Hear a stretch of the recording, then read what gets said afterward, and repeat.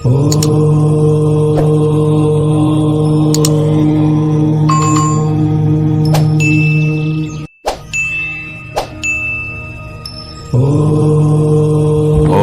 परमात्मने नमः। महारास या दिव्य लीला। श्रीमद् भागवत में रास लीला के 5 अध्याय पंच प्राण माने गए हैं। उदान, व्यान, अपान, समान और स्वयं प्राण। यहाँ स्वयं प्राण श्री कृष्ण हैं, शेष उन्हीं के अंश हैं। इसे परमात्मा की अंतरंग लीला समझना चाहिए। यही सामीप्य मुक्ति का आनंद है। इसका वर्णन असंभव है। वाणी के आनंद या परमानंद की व्याख्या नहीं हो सकती। वाणी इसे नहीं व्यक्त कर सकती। यह मुक्ति का आनंद है।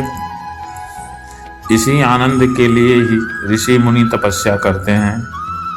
लोग संसारिक आनंद में ही रमे रहना चाहते हैं। तर्क देते हैं कि हम मुक्ति क्यों लें। सत्य है, इंद्रियों में खोए रहने वाले को दिव्य आनंद का अनुभव कहाँ होता है। इसीलिए अनेकों तर्क देते हैं। ये उनकी व्यथा है। तो पहले देखते हैं कि रास क्या है। रास का अर्थ रस से है, जिसका अर्थ प्रायः आनंद से लिया जाता है। लोग कहते हैं कि इसमें क्या रस है, क्यों करें यह काम। पहले मानव सुख या आनंद ढूंढता है, पर गलत जगह पर ढूंढता है। इंद्रिय भोग इस दिव्य आनंद या परमानंद का करोड़वें से भी करोड़वें हिस्से के बराबर नहीं है। इससे तो स्वयं परमात्मा है। रसो वैसा, यही रस है। स्वयं परमात्मा ही रस स्वरूप है। इसमें क्या होता है, एक ही रस अनेकों रसों में होकर समस्वादन का अनुभूति कराता है। जब स्वयं ही आनंद लेता है और स्वयं से ही लेता है, तो यही रास है। ये तो आनंद के भंडार हैं। नर नारायण तपस्या कर रहे थे। इंद्र बेचारा परेशान प्राणी है। उसको अपनी कुर्सी की ही चिंता लगी रहती है, क्योंकि स्वर्ग का राजा है। बार बार पतन की चिंता लगी रहती है। उसकी नज़र में सिंहासन स्वर्ग के लिए ही लोग तपस्या करते हैं। बस उसके ऊपर का हाल वह नहीं जानता कि इसके ऊपर के लिए भी लोग तपस्या कर सकते हैं, या इन इंद्रिय लोलुपता के ऊपर भी लोग जा सकते हैं, क्योंकि उसकी पहुंच वहीं तक है। इंद्रिय लोलुप प्राणी का अंतिम लक्ष्य स्वर्ग ही रहता है। उसके मृत्यु के बाद स्वर्ग ही लगा देते हैं, चाहे कहीं भी गया हो। हम नरक ही नहीं लगाते हैं, चाहे कितना हो बुरा कर्म करने वाला हो। यह प्रायः जीव को संबोधन है। शरीर तो यही रह जाती है। इंद्र ने मेनका को भेजा और बोला कि पता करो ये क्या चाहते हैं। शायद इंद्रासन चाहते हैं। भंग करो तपस्या इनकी। पर मेनका गई थी अकेले और आई उर्वशी के साथ, जो मेनका से भी सुंदर थी। इंद्र को समझ में आ गया कि ये परमानंद स्वरूप हैं, अनेकों अप्सराओं को प्रकट कर सकते हैं। आनंद धाम में है, यही महारास का आनंद है। और यह दिव्य लीला है, जो केवल दिव्य धाम गोलोक में हमेशा चलती रहती है। इसलिए गोपियों का रूप लिया गया। आत्मा शब्द स्त्रीलिंग शब्द है। वास्तव में आत्मा और परमात्मा के मिलन का जो आनंद है, यही महारास है। यह उस साधारण मानव के बुद्धि से परे है, केवल गोपियों के लिए है। गोपी भाव क्या है? जब जीव परमात्मा के प्रति पूर्ण समर्पण के भाव में होता है, तो गोपी भाव में होता है। ये पहले के ऋषि मुनि योगी हैं जो गोपी भाव में हैं। ये प्रभु के भक्त सब राधा अंश हैं। जब कृष्ण धरा पर आते हैं, तो यहाँ भी वही दिव्य लीला चलती है। यहाँ साधारण स्थूल शरीर की लीला नहीं है। कृष्ण साधारण प्रकृति देह वाले नहीं हैं। वे चितानंद घन नित्य दिव्य शरीर वाले हैं। अजन्मा और अविनाशी हैं, जो है नित्य सनातन और शुद्ध भगवत स्वरूप हैं। गोपियाँ कृष्ण की अंतरंग शक्तियाँ हैं। संबंध दिव्य है। माया और ईश्वर का खेल कैसे चलता है, यही चीरहरण और महारास का अर्थ है। पहले चीरहरण की बात लेते हैं, फिर उसके बाद यहाँ रास का वर्णन करेंगे। चीरहरण या वस्त्रहरण क्या है? तीन शरीर ही इस शुद्ध आत्मा के वस्त्र हैं, स्थूल, सूक्ष्म और कारण। तीन शरीर ही तीन वस्त्र हैं। यह साधारण मैथुनी सृष्टि से मिलता है और जब तक तीनों शरीर रहते हैं मुक्ति संभव नहीं होती है। इसका प्रतीक जब हम मृतक को घर से ले जाते हैं तब होता है। एक स्थूल शरीर निर्वस्त्र अर्थात कुछ नहीं जा रहा है। इसी प्रकार आत्मा का किसी से कुछ भी लेना देना नहीं है, चल दिए। इसके ऊपर एक वस्त्र शरीर ढकने के लिए सूक्ष्म शरीर का प्रतीक है और तीसरा वस्त्र जो ऊपर एक छत्र के समान होता है स्थूल शरीर है, जो दृष्टिगोचर होता है। शरीर ही आत्मा के प्रतीक के रूप में दिखाया जाता है। जब तक शरीर है वस्त्र मिलता रहेगा, बदलता रहेगा। इसलिए तीनों को नष्ट करने के बाद ही मुक्ति संभव है। इन्हीं तीनों आवरण का नष्ट करना ही चीरहरण है।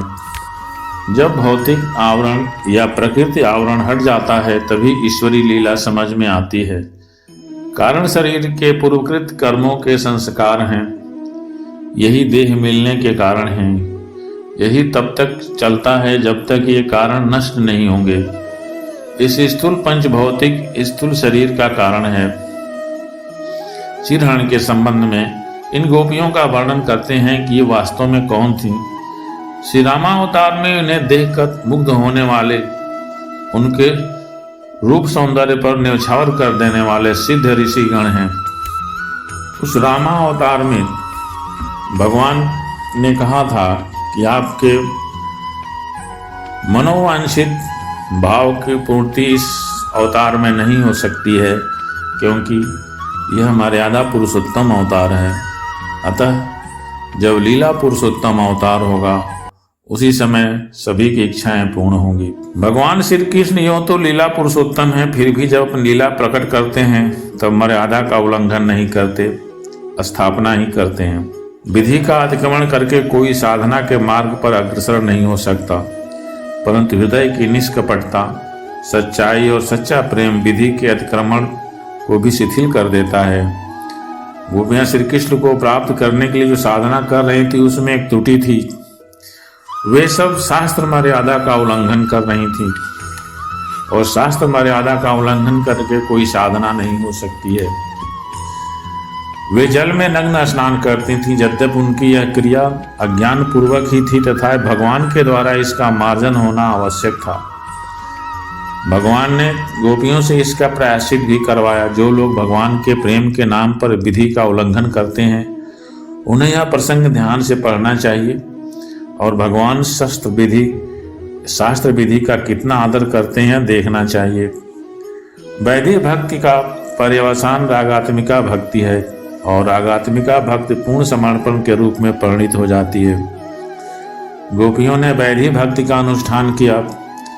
उनका हृदय तो रागात्मिका भक्ति से भरा हुआ था ही और पूर्ण समर्पण होना चाहिए। चीरहरण के द्वारा यही कार्य संपन्न होता है। जिनके लिए लोक परलोक स्वार्थ परमार्थ जाति कुल पुरजन परिजन और गुरुजनों की परवाह नहीं की, जिनकी प्राप्ति के लिए ही उनका यह महान अनुष्ठान है, जिसके चरणों में उन्होंने अपना सर्वस्व निछावर कर रखा है, जिनसे निरावरण मिलन ही एकमात्र अभिलाषा है, उन्हें निरावरण रस में भगवान श्री कृष्ण के सामने निरावरण भाव से न जा सके। श्री कृष्ण चराचर प्रकृति के एकमात्र अधीश्वर हैं, समस्त क्रियाओं के कर्ता भोक्ता और साक्षी भी वही हैं। ऐसा एक भी व्यक्त या अव्यक्त पदार्थ नहीं है जो बिना किसी पर्दे के उनके सामने न हो। वही सर्वव्यापक अंतर्यामी है। गोपियों के, गोपों के और निखिल विश्व के भी वही आत्मा है। उन्हें स्वामी, गुरु, पिता, माता, सखा, पति आदि के रूप में मानकर लोग उन्हीं की उपासना करते हैं। गोपियां उन्हीं भगवान को जानबूझकर कि यही भगवान है, यही योगेश्वर क्षराक्षरातीत पुरुषोत्तम है, पति के रूप में प्राप्त करना चाहती थी।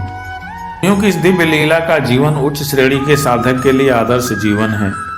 श्री कृष्ण जीव के एकमात्र प्रातव्य साक्षात परमात्मा है। हमारी बुद्धि, हमारी दृष्टि देह तक ही सीमित है, इसलिए हम श्री कृष्ण और गोपियों के प्रेम को भी केवल दैहिक तथा कामना कलुषित समझ बैठते हैं। उस अपार्थिव और प्राकृत लीला को इस प्रकृति के राज्य में घसीट लाना हमारी स्थूल वासनाओं का हानिकर परिणाम है। जीवन का मन भोगाभिमुख वासनाओं और तमोगुणी प्रवृत्तियों से अभिभूत रहता है। यह विषयों में ही इधर उधर भटकता रहता है और अनेकों प्रकार के रोग शोक से आक्रांत रहता है। जब कभी पुण्य कर्मों के फल उदय होने पर भगवान की अचिंत अहेतु की कृपा से विचार का उदय होता है, तब जीव दुख ज्वाला से त्राण पाने के लिए और अपने प्राणों को शांतिमय धाम में पहुंचाने के लिए उत्सुक हो उठता है। वह भगवान के लीला धामों की यात्रा करता है, सत्संग प्राप्त करता है और उसके हृदय की छटपटी उस आकांक्षा को लेकर जो अब तक सुप्त थी, जग कर बड़े वेग से परमात्मा की ओर चल पड़ती है। गोपियां जो अभी साधना सिद्ध होकर भगवान की अंतरंग लीला में प्रविष्ट होने वाली हैं, चिरकाल से श्री कृष्ण के प्राणों में अपना प्राण मिला देने के लिए उत्कंठित हैं, सिद्धि लाभ के समीप पहुंच चुकी हैं, अथवा जो नित्य सिद्धा होने पर भी भगवान की इच्छा के अनुसार उनकी दिव्य लीला में सहयोग प्रदान कर रही हैं। उनके हृदय के समस्त भावों के एकांत ज्ञाता श्री कृष्ण बांसुरी बजाकर उन्हें आकृष्ट करते हैं। यह सोचकर चित्त मुग्ध हो जाता है, गदगद हो जाता है। एक बात बड़ी विलक्षण है, भगवान के सम्मुख जाने से पहले जो वस्त्र समर्पण की पूर्णता में बाधक हो रहे थे, विक्षेप का काम कर रहे थे, वही भगवान की कृपा, सानिध्य और वरदान प्राप्त होने के पश्चात प्रसाद स्वरूप हो गए। इसका कारण क्या है? इसका कारण है भगवान का संबंध। भगवान ने अपने हाथ से उन वस्त्रों को उठाया था, फिर अपने उत्तम अंग कंधे पर रख लिया था, और यह दिखाता है कि जब ईश्वर से कोई मिलता है तो उसके अंदर कोई ऐसा प्राकृतिक गुण या पर्दा नहीं रह जाता है। यही तीनों कारण शरीरों के मुक्ति के बाद ही हमें ईश्वर के दर्शन होते हैं। जब वो चीरहरण हुआ उस समय श्री कृष्ण की अवस्था 9 वर्ष की थी। वे उन लोगों को मर्यादा सिखाने की कोशिश कर रहे हैं कि जो समझते हैं कि आवरण के अंदर ईश्वर नहीं रहता है। ईश्वर तो हर जगह है, जल के अंदर भी ईश्वर ही है। वे उन सबको मर्यादा सिखाना चाहते थे जो निर्वस्त्र होकर के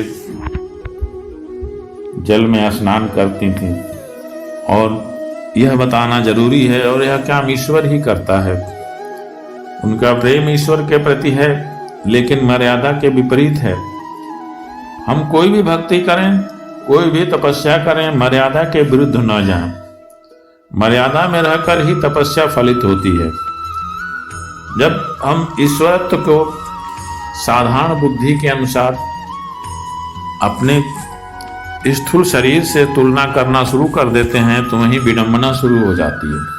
तो यह सीख देने के लिए उन्होंने यह कार्य किया। एक 9 वर्ष का बालक किसी को ज्ञान देने के लिए, जो स्वयं परमात्मा स्वरूप थे, ज्ञान देने के लिए यह चीरहरण का काम किया, जिससे उनको यह शिक्षा मिले कि कहीं भी स्नान करने की एक मर्यादा होती है, और यदि वह जाकर के उन्हें बहुत सारे प्रवचन सुनाते, देवताओं की फिलॉसफी समझाते, तो फिर उनके समझ में नहीं आता। इस दृष्टि को देखते हुए उन्हें मर्यादा में लाना आवश्यक था, और यही भक्ति के उच्च श्रेणी की सार्थकता है कि ईश्वर पग पग पर मार्गदर्शन करता ही रहता है, और जब मार्गदर्शन करता है तो हम उसके और समीप होते चले जाते हैं और हम उसके लीला में सहचर हो जाते हैं। इस प्रकार यह चीरहरण, ये तीनों वस्तुओं के हरण रूपी, उनको नष्ट करना रूपी एक नाटक है जो शास्त्र में वर्णित है।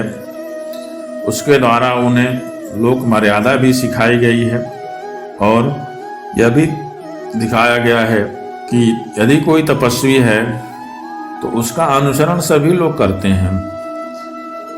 तो उसका जीवन एक मर्यादापूर्ण जीवन होना चाहिए, नहीं से बहुत से लोगों की श्रद्धा नष्ट हो जाती है या भाव विभाव हो जाता है।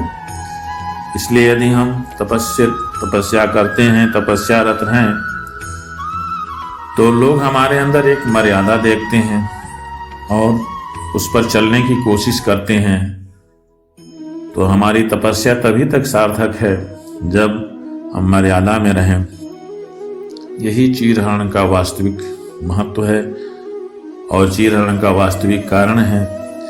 इसके बाद जब तीनों आवरण समाप्त हो जाते हैं, तब वही ईश्वरी लीला दिखाई देती है, जो दिव्य लीला होती है, जिसके भागी वही लोग होते हैं जो बहुत तपस्वी होते हैं, जो हमेशा दिव्य लोक में ही विचरण करने वाले होते हैं, जो करोड़ों जन्मों की तपस्या के बाद जिनको यह अवसर मिलता है। तो यह महारास कोई साधारण लीला नहीं है। आगे हम महारास की बात करेंगे। जय माता।